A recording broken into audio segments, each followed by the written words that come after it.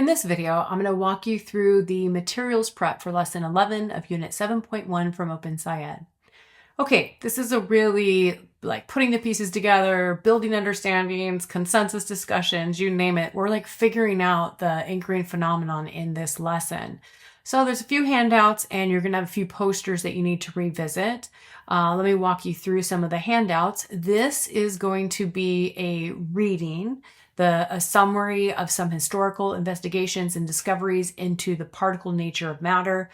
I would really suggest you do this as a print copy so students can mark up the text. There are some reading protocols suggested. So this one I would do a paper copy of, one per student.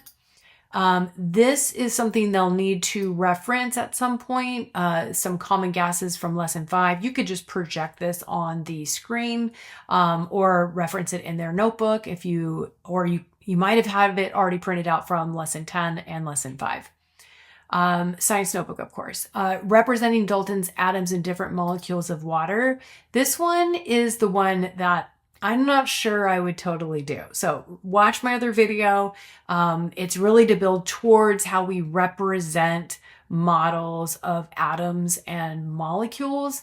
But I feel like students are a little tired of this at this point. So this is something I probably would cut. I don't usually say that, but this is something I would.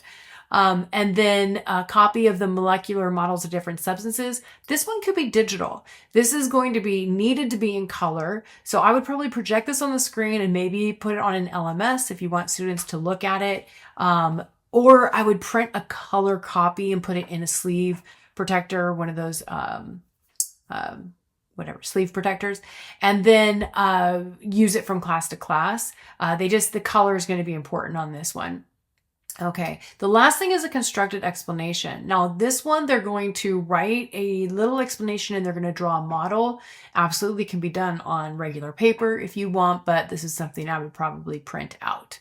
As for materials, there's nothing more than posters and whiteboard and markers, although it does suggest to have 5 to 10 of those blue circles from the other lesson, I think it's lesson 8, from that manipulatives model. Again, I'm not sure if I would.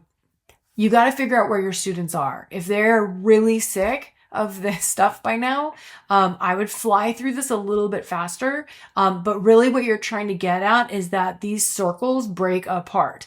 I feel like I probably would have gotten that out of the end of lesson 10, but if your students aren't there with you, absolutely take out some blue circles, have them talk about it with a group. What is happening to these particles? How can we change our poster? What's happening to these particles when we add electricity? Oh, they break apart. We're going to rip them in half. So I feel like that probably has been covered by some of you. So you might want to wonder or ask yourself if you need to actually print out the circle particles.